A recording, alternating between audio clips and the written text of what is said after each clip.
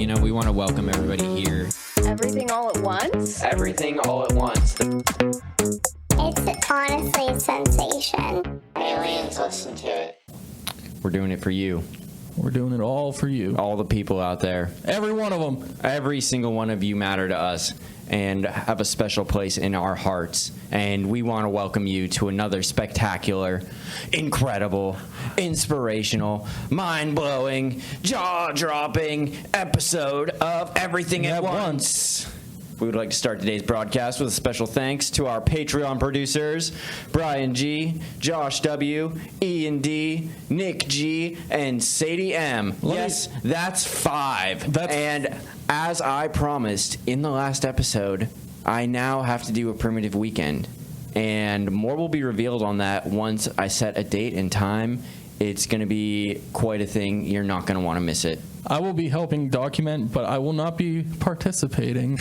I was not part of that deal. Anywho, Patreon, if you want to see something in the future where maybe I get involved or this just gets extrapolated more, Patreon's an awesome way to support this show and say thanks. You can become a Patreon supporter by clicking the link below and choosing to be an intern, assistant, or producer level supporter. That's right. More Patreon producers, supporters, and interns, and we're going to get a challenge for Dave to complete once we hit 10. So do it. We want to see Dave do something real weird, don't we? Yeah, I mean... We all do. I will do it because I love all of you. And now, we want to thank all of the businesses that sponsored this episode. These businesses get the Everything at Once stamp of approval and are critical members of the Everything at Once community. We couldn't do it without them. We would first like to thank AFB Services. Much like this show, they do a little bit of everything at once. Yes, they do. AFB Services specializes in landscape and property maintenance needs. This means they can take care of all your lawn care needs. Everything from reseeding yards, flower bed clean out, tree work, edging, and other miscellaneous maintenance needs. Check out their website. Do that. AFBServicesLLC.com or give Aaron a call at 814-528-7464. His work's so good that it made Tony's jaw drop. I forgot what I was doing. I completely lost it there, guys. It's so incredible. That's why I keep Dave around to pick up the slack when I lose complete track of everything. And Aaron will pick up your slack in your yard. Yes, he will. And moving on, we would also like to thank friends of the show, Cauldron and Thorne.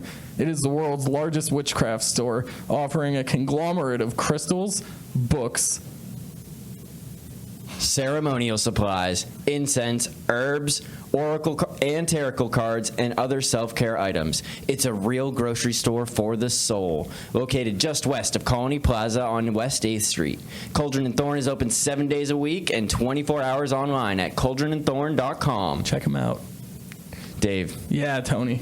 I have some more metal for you. Are you interested? Oh, my God. I'm always interested. Dave's always looking for more metal, and we have more just for him. Oh, my God. Bringing more of that hot metal straight to you at Philly on the Rocks, May 20th, Eden on Fire. Oh, I mean, I ask this every week, but how much is it, Tony? $5. Again.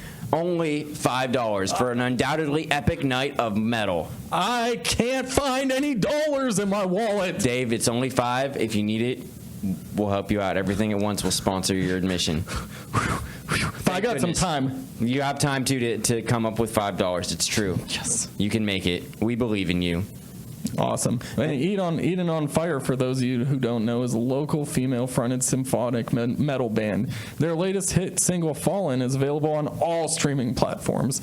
Last but certainly not least, we would like to thank Werner Books. Werner Books is Erie's community bookstore located in the Liberty Plaza. They sell everything from new to used books at once. Oh, get it? Everything at once? Yeah. Oh, my God. Yeah, we're smart. They also offer trade-in programs to exchange lightly used books for credit towards new books, or as we like to call it in the biz, new content. Check out their website, wernerbooks.com, for more information about book clubs, author signings, and events. Stop in to find your next great read.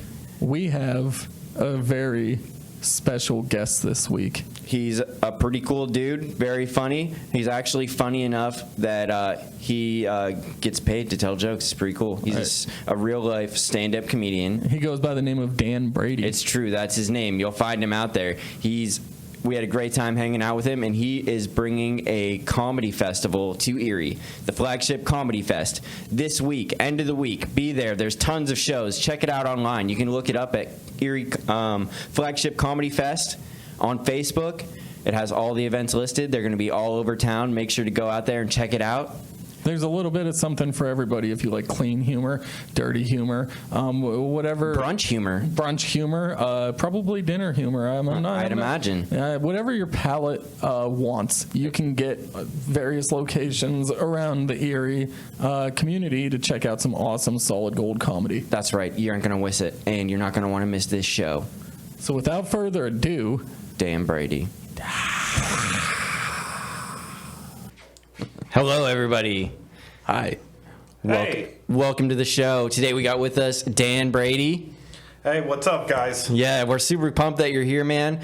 Dan is one of the hosts of the Flagship Comedy Festival, which is about to be coming up this week.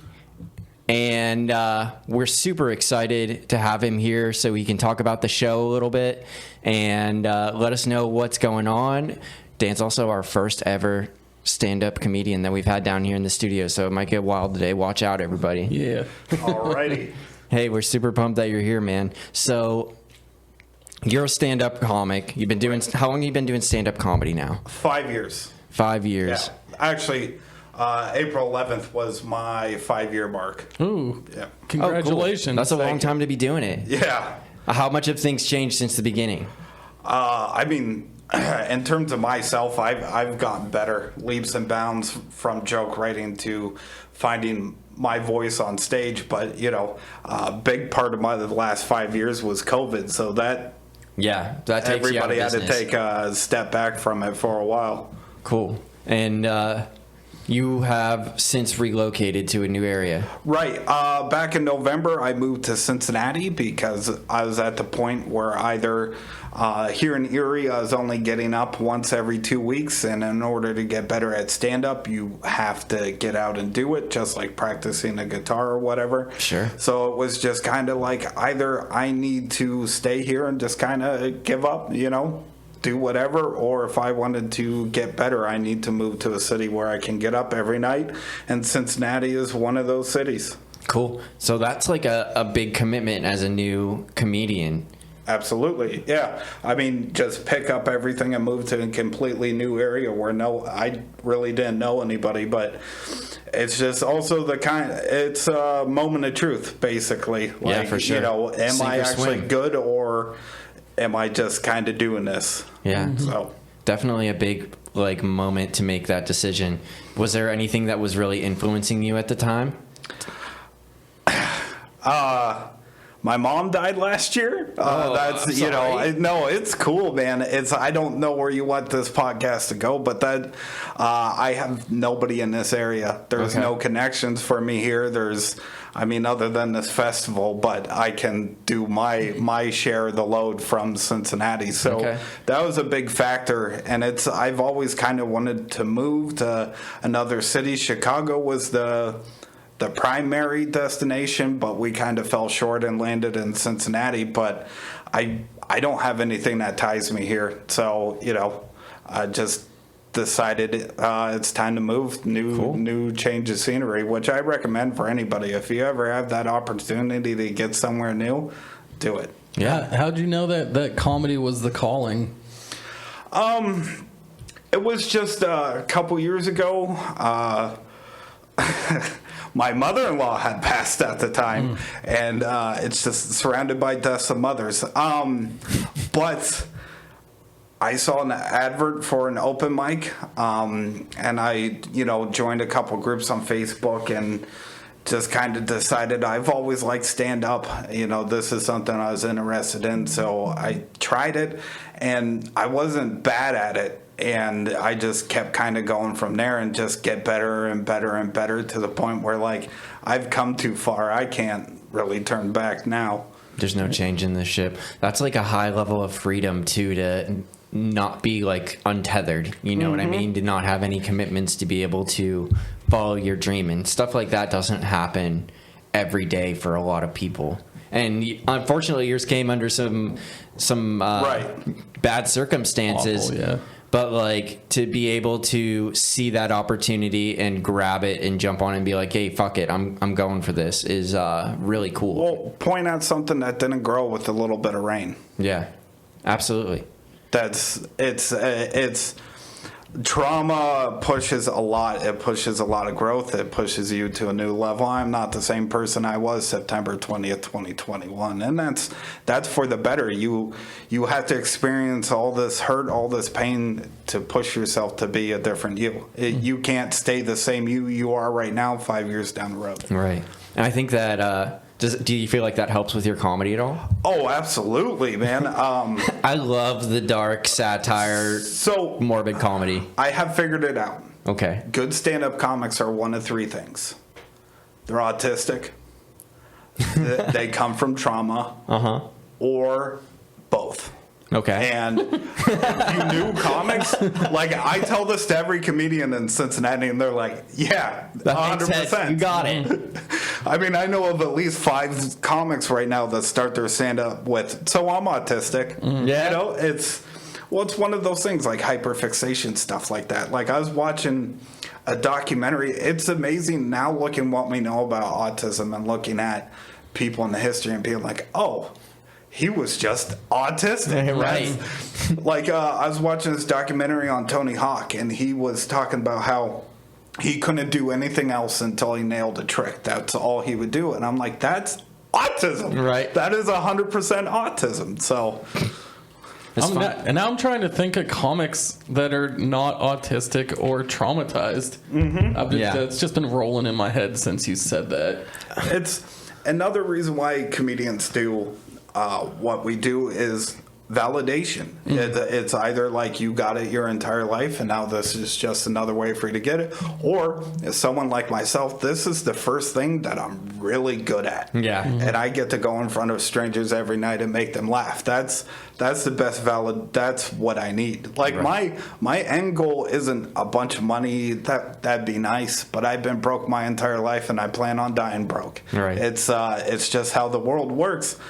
But I just want to be one of those guys that everybody's like, yo, you ever see Dan Brady on stage? He was a monster. Yeah. You missed out. Like, that's where I want my stand-up to be. I want to be at the top of my peers list. That's why I do this. Cool. And I feel like that's such a good thing, too, that like the world in general needs more of, is just like laughter, and seeing that even in a shitty situation or when things aren't like ideal, you can still find some way to make light of the situation and not take it so seriously and laugh about it. My timeline is full of names of men who kept everything inside. Yeah. You know what I mean? Like, you can't, because the minute you don't talk about something, it'll drag you down. So there is humor in everything, 100% everything. The night my mom died, because both my parents are dead. Don't say sorry about the dad. I'm not.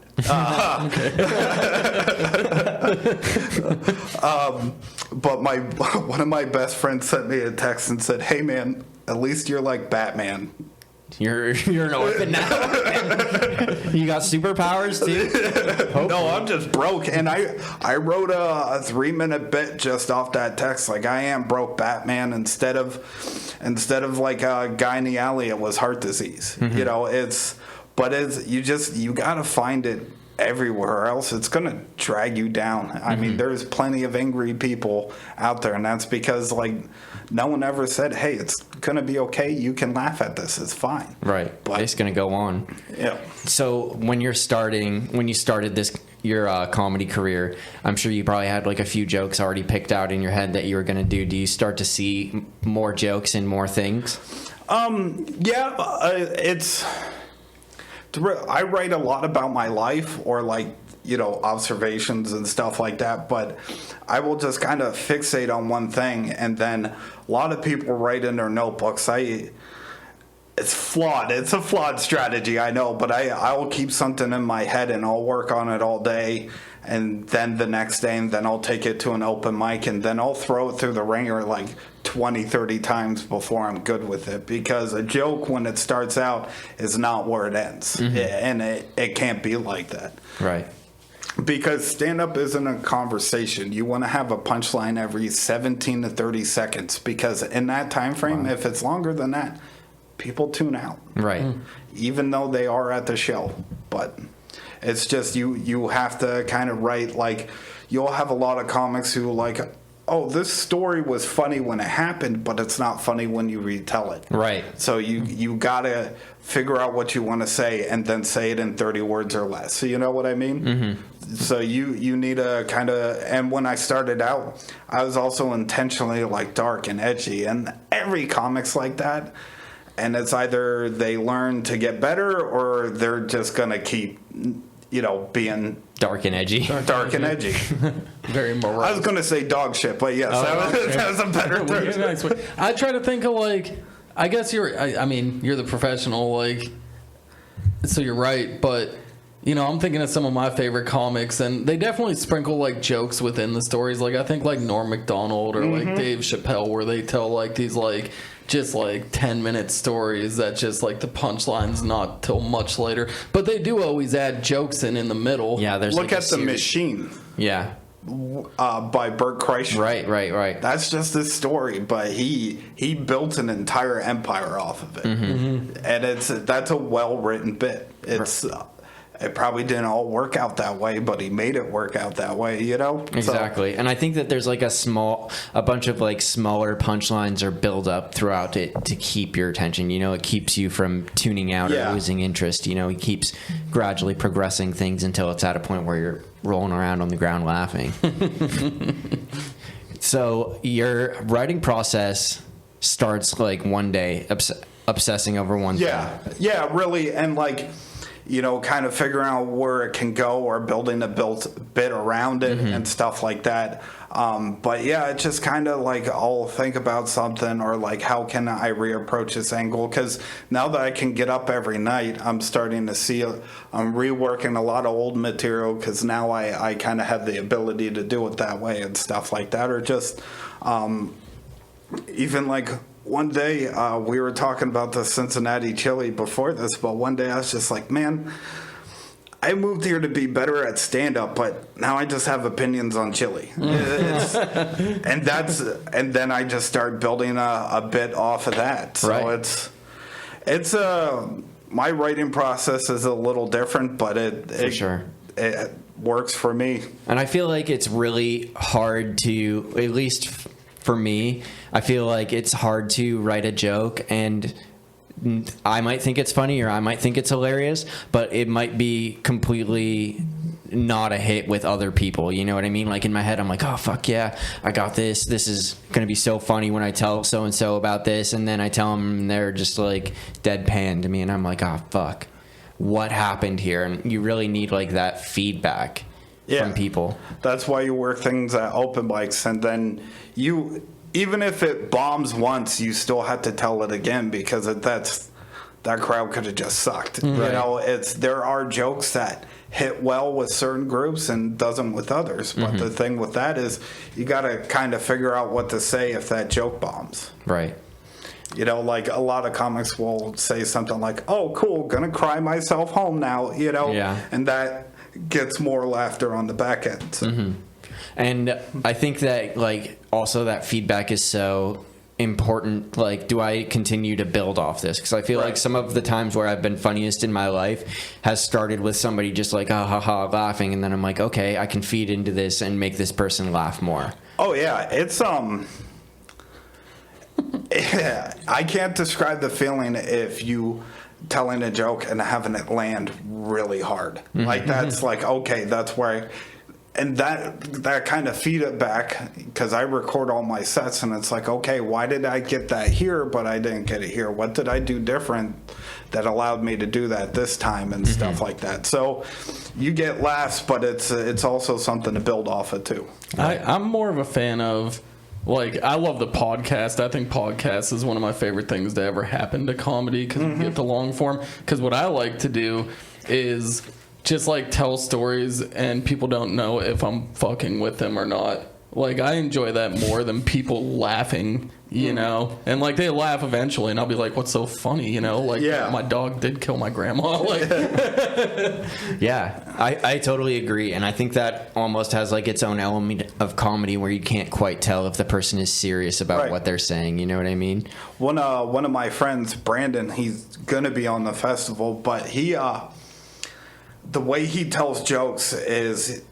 You kind of, I call it like look over here while I'm over here. And it's just, you create something completely false and then you hit them with something they don't see. Like Anthony Jeselnik on the backside. Like none of his stories are true, but that's his style of just writing up completely fake scenarios with a punchline you didn't see coming at the end. Right. He's one of my favorites too. Yeah, Anthony Jeselnik's a killer. Yeah. Absolutely. He's super funny, and he really I appreciate his dark satire and his look on like society and culture too. And I think that's one of the reasons why comedy is so important in general, is just because I think it exposes people to the reality of how ridiculous the world is that we're living in. You know what I mean? And makes those connections that might not be so clear to other people. Yeah, I forgot you had a cat and felt something brush against my leg. Sorry. It scared me a little bit. My bad. No, that's Gideon. She's our studio manager. She's actually the mastermind behind this whole project and makes sure that we do a good job down here. Usually, absolutely. She only likes to come down when she knows that we're doing a good job. So keep it up, and you're crushing. No, in terms of like comedy with society, comedy has always, I hate this term because it sounds so hokey, but has always told the truth. Mm-hmm. And, you know, and that is based on you as a person. Like, Dave Chappelle's in a lot of hot water right now, but some people think he should be there, some people don't. Right. It's, you know, they say comedy is subjective, but it's also, there's a lot of comics who say things like Dave Chappelle does, but they don't get in hot water, you know, because they say it smarter. Mm-hmm. I don't mean to be taking a swing at a big guy right now, but no, this is something I hear all the time, like comedy's PC, how are you able to do this? No, it's not. You're just a terrible writer. Yeah, be smarter. I make people laugh about my mom's death consistently. Mm-hmm. You can make anybody laugh about anything you want. You just have to be on top of your game when you're writing that material. Well, the thing that's interesting, I'm glad you got into this because I was going to ask you about cancel culture. But the thing that always interests me about it, it's not like in the moment when something's a hot button issue. It's like you tell a joke now and it's well written, and then like 10 years from now, they're like, oh my God, can you believe Dan Brady said that? In this day and age, it's like the most awful, insensitive joke. Let's just totally ruin his life. Yeah, that stuff, like... when people get dragged, it depends. Some of the stuff that gets dragged up is pretty bad, but we're a different society than we were 10 years ago. We're a different society than we were 20 years ago. Lenny Bruce made a career out of saying the N-word. Yeah. Lenny Bruce could not do that nowadays. He also went to jail like a million times for it. I mean, the way he said things, it came from a right place because just kind of delivered wrong. But Lenny Bruce is one of the first guys who was a victim of PC culture, but he wasn't saying hard right conservative things. He is very liberal. He is very progressive, like George Carlin. Everybody always wants to bring up what would George say? George would probably be very upset that none of you are talking about abortions being taken away. Right. Oh, what you mean we can't say anything? Lenny Bruce was thrown in jail multiple times. It's just one of those things where when you get in the trenches, so to speak, all the guys that are against PC comedy, they're horrible. Mm-hmm. They aren't good at all. It's just like they read a dark meme off of Facebook. Come on, girl. Get down. I saw one recently. She's a wily creature. I'm sorry. I saw one recently. It was a reel, but it was Robin Williams doing an interview, and he starts talking. what's the word they use, like jive talk, like he started talking in like ebonics or whatever, and like the whole comment section was like, this is awful, this is offensive, and like, but if you would have watched it back at that time, it was just like, oh, he's just like, doing one of his crazy Robin Williams accents. And that's one thing we as a society need to keep in mind. Like, words are different than 10 years ago, 20 years ago. Even look at South Park. They've drew back on a lot of what they used to say. And society changes. It's always changed. I mean, 100 years ago it was okay to hit your wife, but we need to acknowledge that. Like, yeah, he probably shouldn't have done that, but it was okay back then, But like the stuff now with Bill Burr and Chappelle constantly going after either women or trans people. All that is just them wanting to. He's all right. Yeah. It's just them wanting to put their name out there, because if you find out Chappelle's bashing trans people again on his next special, you're going to watch it. And people are going to talk about it. Same with Bill Burr. That's why he does the incendiary monologues on SNL, because people are going to talk about it. People are going to watch him.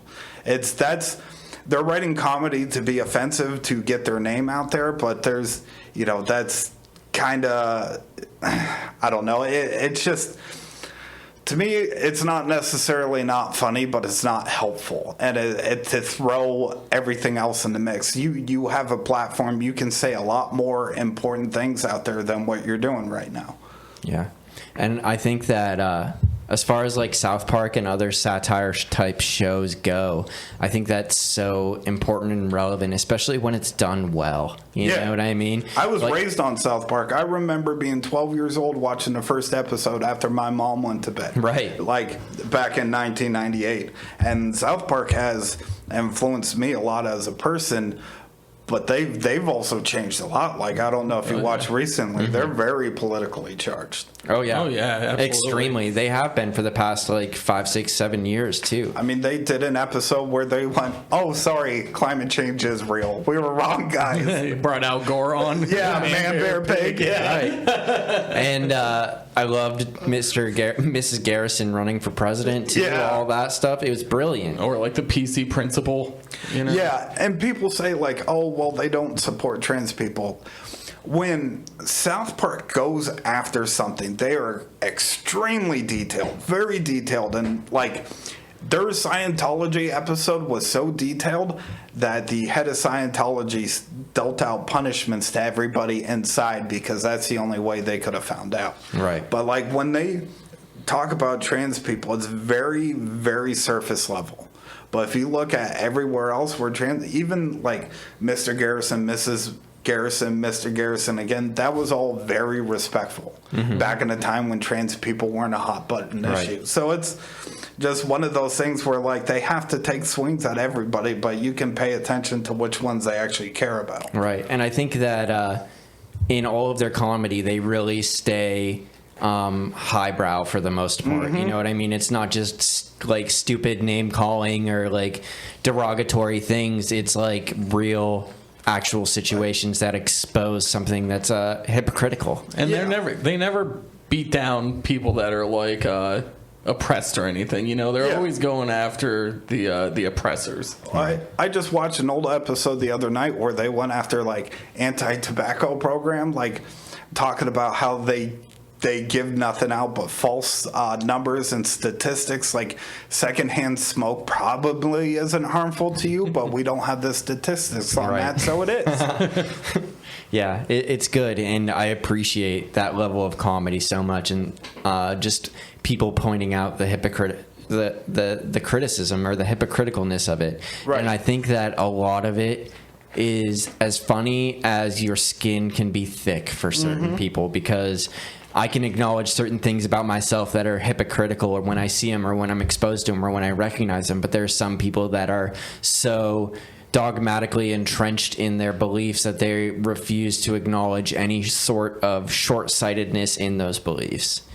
And I think it's really important that people have like an open mind towards comedy and towards those types of things, and realize that like there's a lot of fucking gray area out in the world. Nothing's black and white. Yeah, I wish we could live in a society where like nothing's off limits. Talk about what you want, but make it funny. That's 100% what a lot of it is just people trying to get under people's skin to push their name. Like you don't see like Tom Segura going, other than Erie, you don't see him go after a certain group of people. Same with, a guy named Dan Cummins has built an empire. You probably never heard of him, but he sells out theaters across the country, and he built his own empire being him, not by being edgy, not by being flashy. It's all hard work. You can get to it all different ways, but it's a lot.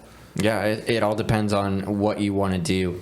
And I think that for a lot of comedy, it really comes out of a place of love and compassion rather than a place of hatred. And it's trying to like offer a source of like education or like a different point of view, which I think is, like when I argue with somebody or when I fight with somebody or when I'm mad at somebody, 9 times out of 10, it's because we view something differently.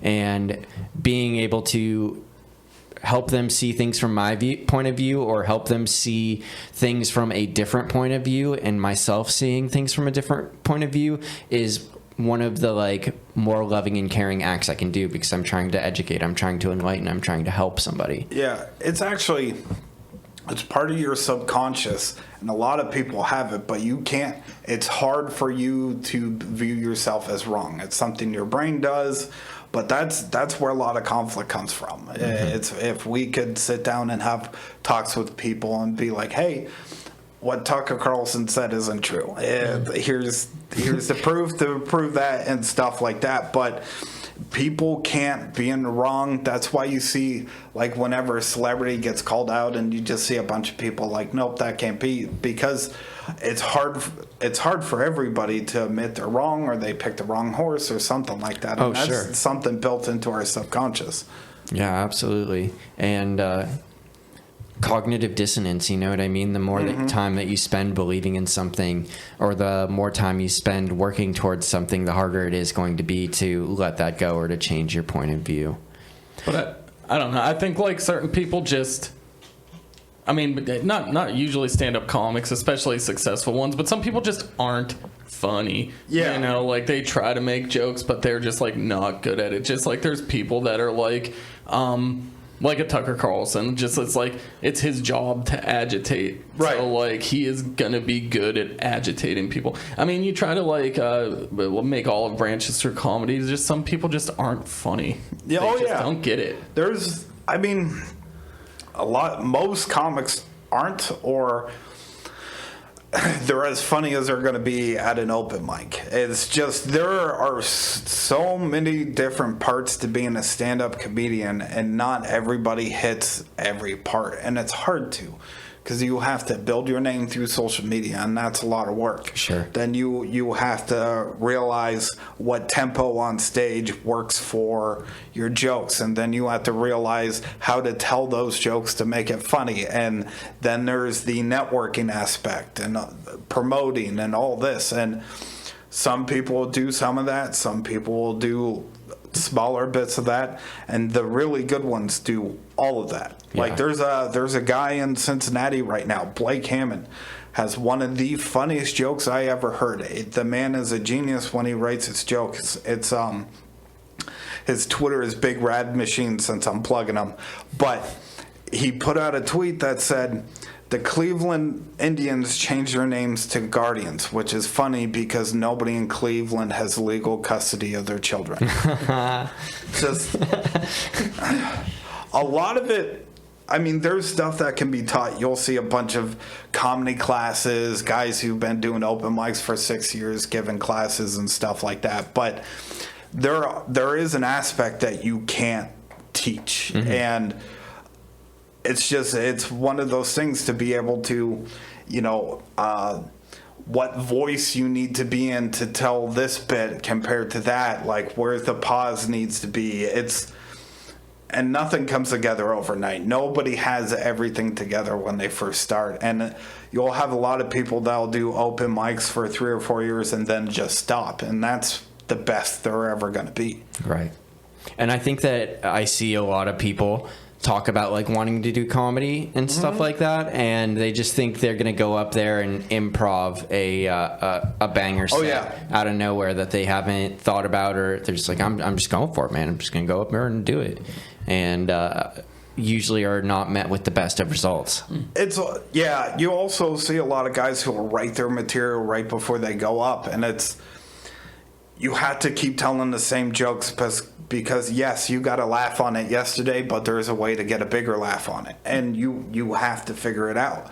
Because like my 10 minutes right now, I've been probably telling the main basis of the jokes for year and a half, and I'm still not happy with how everything is. It's constant work. And I've seen. A couple years ago, my buddy Kyle Harris, he got like 400 people at the hotel on 10th and State right there. Okay. Oh, yeah. Yeah. Avalon, yeah. Yeah, and one guy from Erie, he said like, he was bragging to my friends from Pittsburgh, like, I have my first bit written and then my last bit, and everything in between is killer. Bombed so hard he deleted his Facebook. Oh, wow. Oh, my God. Had enough. I saw this guy in Fort Wayne once. It was an open mic, but I visited my friend that moved out there, and he's like, this dude works. I'm sorry.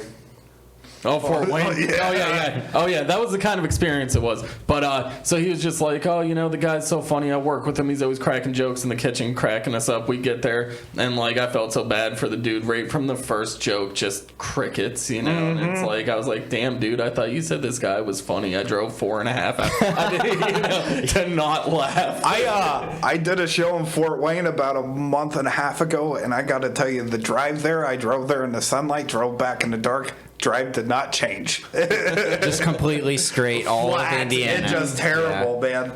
I mean, no disrespect to Indianans, but your state isn't beautiful. I'm sorry. Right. I feel the same way because I drove through Indiana one time to go to Chicago from here, and it is the most I just hated it. It was the most boring 4 hours. Oh, you of my saved life. on the toll road and you cut through the middle of Indiana. Yeah, that adds an hour on, but man, it's just Jesus hates abortion billboards everywhere you go. The first time I ever drove to Kansas, all right, I've told this joke for years. It's probably not funny, but I enjoy it. But like we drove from Erie to Kansas, from Indiana to Kansas, it was like Jesus, God saves, God hates you, Cracker Barrel. Jesus, Cracker Barrel, God hates you, Cracker Barrel. And my one buddy was just like, well, there sure are a lot of Cracker Barrel signs. And that I was just like, that's because we're in a fucking Cracker Barrel right now. It's all white people, Yeah. It's a unfortunate state to live. I'm sorry, Indiana people. I'm sure you love it and it has its redeeming qualities, but I don't like it at all. Yeah, it's it's like Ohio but flat. It's like Gwen Stefani. It's bad.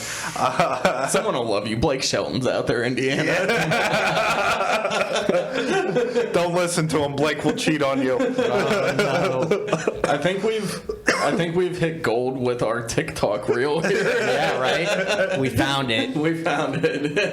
Yeah. I mean, I've done a couple shows around Indianapolis and Fort Wayne, and I'm going to Bloomington in June. But it's like Nebraska. I don't know if you guys have ever been to Nebraska, but it's kind of like one of those old-time movie sets where they just have a wallpaper worth of scenery, and it just kind of rotates. Forever, That's what it feels like, yeah. It's like, did I just pass that same turkey like 2 hours ago? What's going on here? You're waiting for some dead baseball players to come out of the cornfields, Just periodically timed just so to trick you. So tell us about this comedy fest. Who all's coming to Erie? All right. Okay, we'll get into the meat and potatoes. Yeah, let's do it. So, Flagship City Comedy Fest was kind of brainchild between me and Anthony Morelli, who he runs a bunch of shows here in Erie, Off Constantly Comedy Productions. And we just kind of like during COVID, we're like, yeah, we want to do this. But a festival's a lot of work, and essentially a comedy festival is different from a music festival. Sure. It isn't one day. We're doing 10 shows over the course of 4 days from the 27th to the 30th. And it's we kind of wanted to just bring something different to Erie, maybe hopefully grow the comedy scene a little bit, because there's only open mic once every 2 weeks right now. A lot of places aren't willing to work with open mic or stuff like that, because it is kind of a risk. I get it. So we're just kind of hoping we can influence the scene in terms of growth with this festival. Plus, it's always, you know what it's like living in Erie. It just seems like everything happens the same again and again. I mean, this summer we're going to have the same festivals again and again. But we just wanted to bring something different. And we just kind of started planning this about a year ago. And we have everything set around 3 headliner shows. One Friday night at 1020 Collective on 4th and Holland, I believe. 9th and Holland. 9th and Holland, yes. And that Friday show is Werner Books. He's a Zimbabwean comic from Zimbabwe. I don't want to mess up that term, but yeah, he's from Zimbabwe. He was a pro comic out there, got kind of discovered by Steve Harvey, and he's been living in Pittsburgh for the last 8 months or so. Sweet. And he is an absolute killer.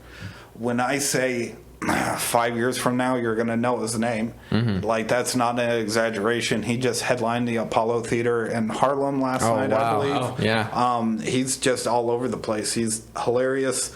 And that show is going to be Brittany Alexis, who lives up here now. She's a Pittsburgh comic. She's going to be hosting that. Then we got Jordan Bainey, who's an Erie native. Then Ice Jackson and Marcy Smiles. They're both Florida comics. It's going to be a great show. It's, I think, $20 for a ticket. So it's fair, reasonable, dude. Yeah, very reasonable. I miss the days when it was $20 to go see anything anymore. Oh yeah. Also, the beer will be available there. I also believe it's BYOB as well. And then the bigger shows we have that weekend, we have 2 brunch shows at 1020 Collective. One on Saturday, it's Not Your Grandma's Brunch. That's a very dirty show. If you like that kind of humor, come out. And then on Sunday, we're doing a brunch show there again, and that one is going to be clean. It's my friend Adam Minnick is headlining. Adam has a dry bar comedy special out. He's getting ready to record his 2nd album. He's very funny, but if you like clean humor, that's the show to go to. Sure. It's and then our biggest show, Brent Terhune, who is another guy who's going to be a big name. He has a huge following on social media. He started the satirical angry white guy yelling in a car video. Like, that's where he started to gain a lot of momentum from. And he also writes for the Bob and Tom show. Oh, okay. So he's Saturday night. That show's going to be at Sheridan Hotel. Big on the Bayfront. Yeah. Tickets for that range from $20 to $28. It depends on where the seating is. Because Erie Reader actually runs a ticket service, and you can. It's really cool if you're planning an event, because you can actually build the floor layout plan and everything, like set individually where the tickets and stuff are. Oh, that's Erie sweet. Reader's also been a very big support, so shout out to them. Yeah, too. they're great. Yeah. Love them. Yeah, they've been really good to us. Visit Erie.com. Gave us a grant to promote. Oh, wow. Like $1,200 or something like that to Heck throw yeah. on Facebook ads. Awesome. iHeartRadio is running 200 something ads for us across all Jeez. 4 radio stations. That's great, though. For free. We didn't have to pay for that. And while I'm on it, our main sponsors for the festival are the Edinburgh Hotel, Grandview Beer for Less, a Compassionate Heart Massage, massage. I know Heather. Yeah, she's real very. cool. She's one of our first sponsors. Yeah. Yeah, she's great. She does a little bit of stand-up comedy too. Yeah. A little bit of open micing. And then Sunset's Grill in Edinburgh. We have a show in Edinburgh on Thursday at the Edinburgh. How many times can I say that town's name? The Firehouse down there. We have local boy Casey Cuff Skeptic is headlining the show. He's killer. He's been living in Philadelphia, but that's going to be catered by Edinburgh Hotel. And then, man, just a lot of going on. I think Erie Brew Works is going to be providing alcohol for that as well, with purchase and proof of ID. Sure. So then our final show, Kristen Becker, she is an absolute killer from New England. She lives up, I think, New Hampshire area, but she is, if you want a balls to the wall, dirty, edgy comic for an hour, she is absolutely it. I've seen her perform once in front of 7 people, and you could have thought 300 were in the theater with her. It was incredible. She's very high energy. So that's on Sunday, and that's at the Sheraton as well. Cool. That is a lot of comedy going on. Yeah. Over the course of the 27th through the 30th. Mm-hmm. That's incredible, and it's awesome that you're spreading the love around to so many different places here. And that's what we love to see, man. Yeah, it's a lot of festivals will have like one place and that's all you're at, but why? Like if we have a comic coming from Hawaii, that'd be very bland and boring just to have them at one place for the entire time. Right. Mm-hmm. So are the comedians going to be performing multiple sets at different places? Yeah, so our submissions were basically, if you got selected, you bare minimum get 2 shows, 10 minutes apiece, because a lot of things with festivals is they'll throw 50 people in a festival lineup, so that means you'll get shows that are like 12 comics, 5 minutes apiece. Like if I drove 8 hours for that, I'd be very upset. So we wanted something that would make it worth everybody's time. Yeah, definitely, and give people enough time to really, let their best stuff hang out. You know what I mean? Absolutely. And use that stage. I really like that it's bringing a new thing to Erie too. Like this was an awesome idea, and definitely something that I think will benefit Erie at large. Absolutely, and that's the hope, because we're talking about this before. It's sink or swim in 3 weeks. People are either going to show up for it or they're not, and that's kind of. Right now, we're in a period like nobody buys tickets 3 weeks before a show. They never do. It never has. Tickets start to sell the week of. Right. So I don't know if you've ever hosted anything like that, but it's just this inner battle of like, oh, this is going to suck. Nobody's going to show up. What's going to happen? And you're not going to know until you show up to the venue on Thursday or Friday or Saturday. A lot of people show up at the door too compared to tickets. So Sure. It's anything can happen, and it's one of those things. Everything's trending towards. We did have one show reserve out. It was a free show we're doing on Thursday, but 70 seats were taken. So that's a good sign, and maybe people are waiting to buy. There's a lot of factors into it. Sure.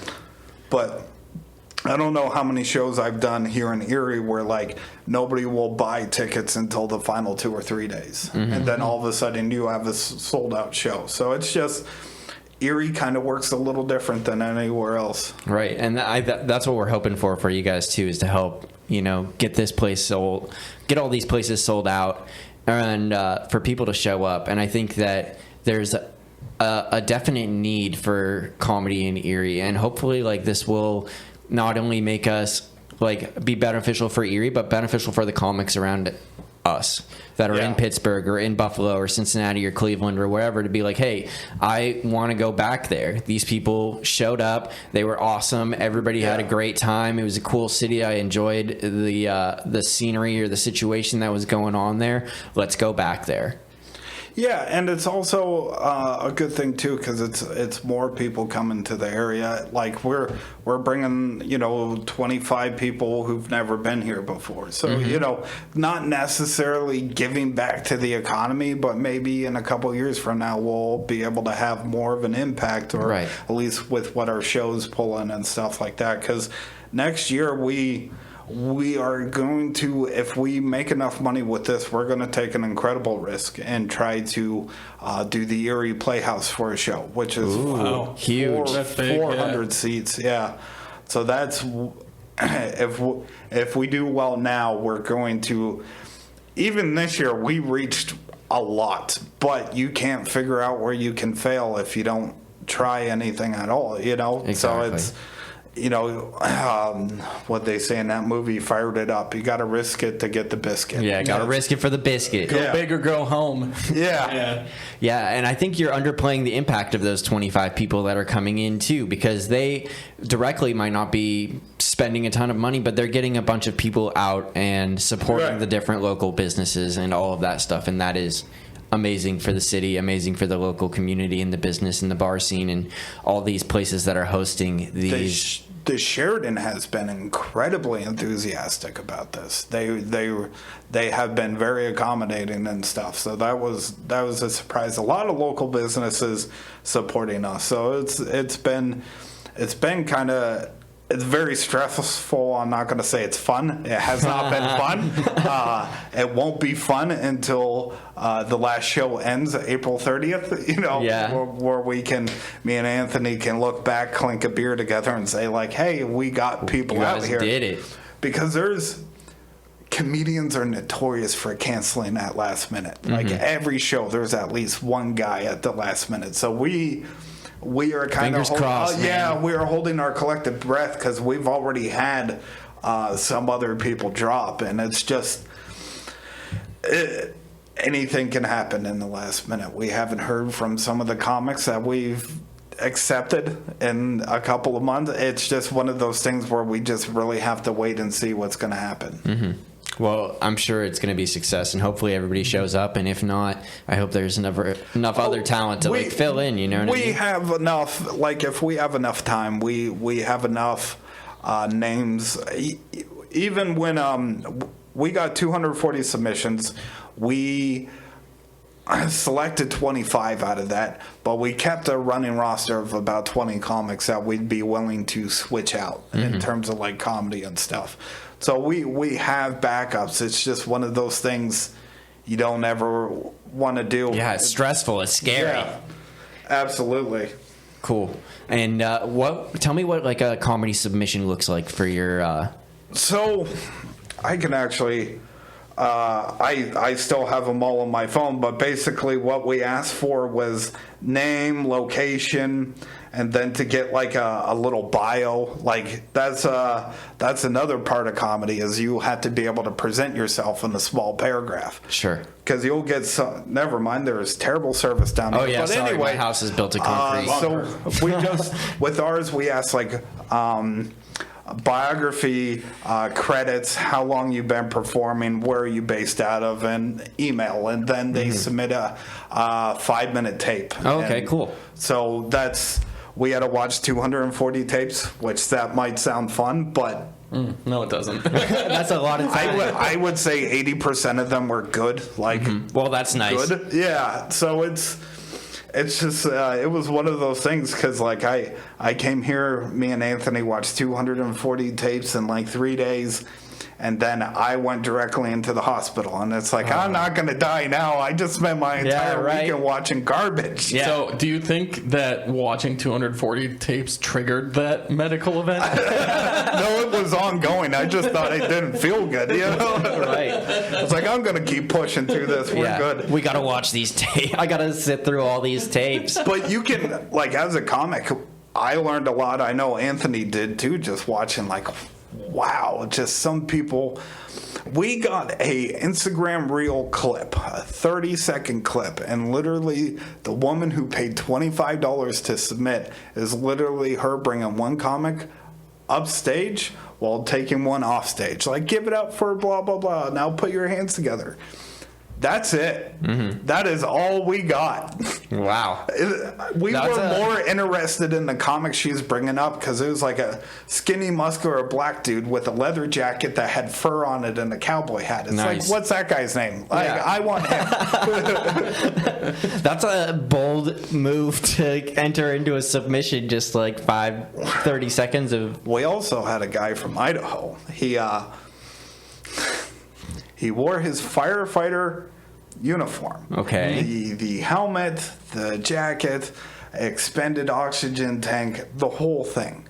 And then, like, halfway through his set, he just pulls a hose out of his pants and for the final 2 minutes just says things like, ladies, you need a big hose, right? Like that's very people pay money thinking that's good enough, you know. That's more like performance art than comedy. Yeah. That's like some Andy Kaufman vibes. Like, It's just, and a lot of people have egos and stuff, and you just see their submissions, and it's like, who?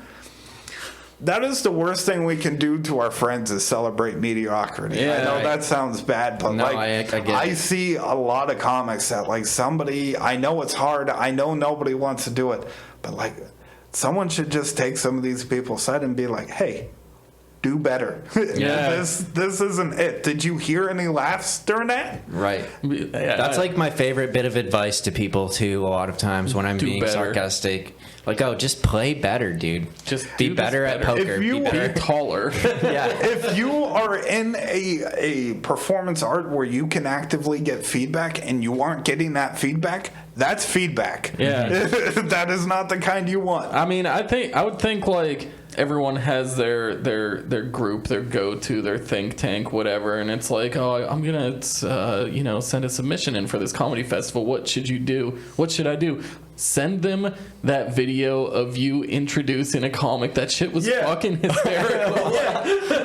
And there's what happens a lot at open mics. You'll get comics come on stage and like, oh yeah, Mark was saying something about this, and then they'll recall that bit and add something to it. That's cool at an open mic, but we get that in submission tapes, like a minute would elapse in the time like it took from the comic to get to stage and start telling jokes, and we don't have time for that. Like if you're going to bring that to our festival, we don't want that. We want your material. We don't want 5 minutes of crowd work. If you can do that, cool, but I want to see you can do something else, because a lot of times crowd work comics are really good at that. They're really good, but their jokes are okay. Yeah. Big Jake Okerson, one of my favorite comedians. His jokes he has written are kind of mid-level. Not the greatest, not the worst, but they're funny. His crowd work is phenomenal. I know a guy who worked with him for 6 crowd work shows. Jay never repeated the same thing. Yeah. So it was all organic, all off his head, all hilarious. But like, I respect that. I love that. But usually the other part of that comedian isn't very good because they spend more time working on crowd work, because you're not instantly good at that either. That takes a lot too. Sure. And that's why you'll have comics that either lean on crowd work and that's their shtick, or you have comics who just tell their jokes. Like Ian Bagg is one of the best crowd work comics right now working in the country. But his regular material isn't the greatest, you know? So it's comics really go one way or the other. And for this one, you really wanted the people that had the We solid want to make jokes sure that they're weren't going to be reliant. funny up front, you Yeah. know? I feel like that it's probably easy to miss a lot on organic improv Yeah. crowd work. Unless you're very good at it. Unless you're super good. But Yeah. I'm sure even if you're super good, you probably still have stuff that doesn't hit every, like 10 Right. out of 10 every time. And it's good to have that other thing, the regular jokes to fall back on, or to like carry you. And maybe if a little bit of crowd work opportunity comes up during that joke, that's when you hit them with it. A lot of comics will do crowd work that leads into their actual bit, and that's great. I mean, but it's like I don't do crowd work because there's a lot that can go wrong because people are dicks. Yeah. It's Some people like, are at who a has a comedy show. dog? Oh, well, I put mine down 2 months ago. Like, why would you say Yeah, that? you just fucked this whole thing up. Well, you just killed the show deader than your dog, sir. Yeah. Sorry. It's yeah. One of the things, if you're doing crowd work, the question you're asking someone has to be yes or no. That's why it's always like, where do you work? How old are you? Blah, blah, blah. It's because they can't stray from that. Because when people stray from that's when things get off course. Yeah, because you have like a direction and a joke that you're trying to lead into. Right. And if you're taking off that course, then the joke is fucked. And right now, I mean, right now what's big on TikTok and Instagram is heckler videos or comedians working with the crowd, and you're starting to see people expecting that at shows, and that's not. I mean, there's one, I can't remember her name, but her name just kind of exploded because she got a beer thrown at her on stage because I remember she was that, interacting with a Trumper, and they threw a beer at her and she chugged it. Yeah. But like, those are the kind of videos that are going around right now. So they're not necessarily every show, but like, more and more people are speaking up during sets and stuff, and it's like, no, I'm not recording for Instagram. Please stop. Yeah, this isn't your show here. These people came here to see me up on stage, not you, guy who's drank too many margaritas tonight. Oh yeah, and that's like I was at Go Bananas last week, and they had I guess they were out of state. They work on slides for kids, like pool slides and stuff. Okay. And they were getting drunk at the club, and they were making a bunch of noise, and they got thrown out. And it's like, oh well, I'm not leaving until you call the cops. And it's come on, God. It's just people go to shows and get drunk. I mean, they had like 3 buckets of beer killed at their table. So I mean, I don't know what the comedy club's like there, but like. Comedy clubs that I've been to around the country, the drinks are they're expensive. Like, I'm not getting drunk at a comedy club. A comedy club is not for comedy. A comedy club is to sell food and booze. That's it. Comedy is what gets you in the door, but the main purpose of a comedy club is to sell food and drink. Right. 100%. That's why they charge them, because they know you're going to go there and drink them. Like, it's... And also, I think that, like, really that's just when you have, like, a heckler or somebody that's, like, trying to upstage the comic or anything like that, it's really not only disrespectful to the comic, but it's disrespectful to the entire room. You know what I mean? People didn't come here to listen to some fucking asshole be wasted at the bar. They came to be entertained, and they're trusting the comic or the establishment to provide that entertainment to them. And it kills the crowd, too. Like, it just... Nobody likes seeing fighting. Nobody likes seeing anger. It makes everyone feel awkward. I think the best one I ever saw, even though he's not a traditional comic, I saw Steve-O once. Yeah. And he was talking about being sober, and some guy in the crowd just, like, made some kind of crack at it, and Steve-O was just like, fuck you. My life is amazing, this and that. I've turned everything around, and the crowd just cheered so hard, and you didn't hear a word from that guy again. Anthony, my buddy Anthony, used to run an open mic at the Voodoo at 8th and State, which great place for beer, but the ceilings are too loud, the acoustics are terrible. So we tried doing the mic outside on 8th and State, and that didn't go very well because there was a guy who was very obviously on narcotics, and he kept... Like, especially during my set, he was, like, crawling on the ground, just trying to get people to look at him and stuff. And then he kept trying to interact with me. Then I was like, who had bad parents? And the guy's like, my mom and dad beat me every day. I was like, I know, it's obvious. Right, yeah, dude. I wasn't... See, and, like, I said that, and, like, oh, yeah, from one standpoint, oh, that's why you're messed up. I understand. But, like, I meant it from, like... Oh, that's why you're trying to get validation during my set. Yeah, I got you. But it went the wrong way. I used to have video of it. He threatened to get his brother and his brother's gang to come down and beat me up. Yeah. And it's just like everybody was just sitting there like this. I was like, man, this is so awkward right now. I just wish he would have hit me. Yeah. It's the only way that it could have put the cherry on that fucking shit. Oh, yeah. Oh, I would have gone viral. Hit me. Do it. Yeah, for sure. Yeah, and it's because crowd work too, engaging a heckler is like one of those, if you know somebody's drunk, it always kind of makes me feel weird when a comic starts interacting, because, like, man, you've been around long enough to know what's going to happen, because...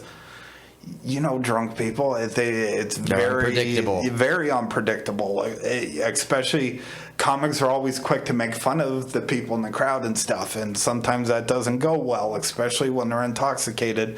And also, if you keep talking to them, that gives them the, like, I can talk now. Yeah. You know, it's He's acknowledging me. right. And and it usually almost always causes more problems down the road when one comic engages the drunk heckler.